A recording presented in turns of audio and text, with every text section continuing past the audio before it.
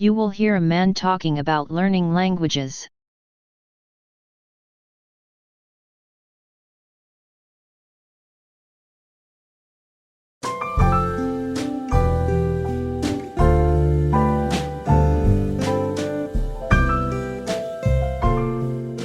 I want to talk about learning languages.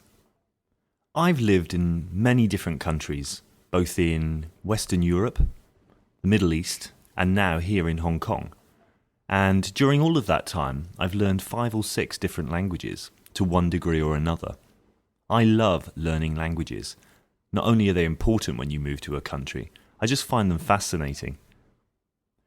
Before I came to Hong Kong, I lived in Barcelona, Spain for 10 years. And when I first arrived, the most important thing was being able to communicate with people locally. I don't attend classes.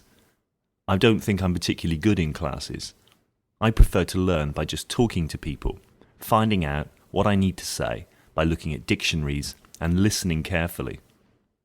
Other things that helped me when I first moved to Spain were watching the typical kinds of programs we see every day on channels around the world. For example, the weather.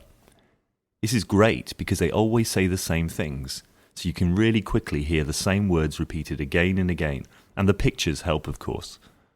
Other types of program that helped me learn Spanish quickly were things like game shows, where the same thing happens. They have a catchphrase or a slogan that they repeat endlessly when contestants win or when they're called to compete. As well as that, I used to pick up the Spanish newspapers. First of all, I just accepted there was no way I was going to understand anything but 1 or 2 words. But gradually, I found that I learned lots of new things about this. I was interested because I wanted to know what was happening in the country I lived in. But I also knew that I could learn a lot of language this way, so I'd take a dictionary with me sometimes, or I'd notice a word and I'd ask other people what it meant. Anyway, by far the best practice I ever had was just talking to people in the street or in shops where I'd rehearse in my head what I wanted to say beforehand before I went in.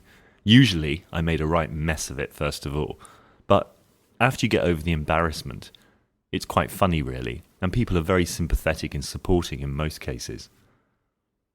It took me a long time to develop a good level of Spanish.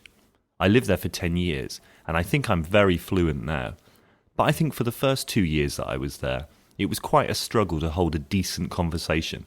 There were always lots of words and expressions that I didn't pick up on.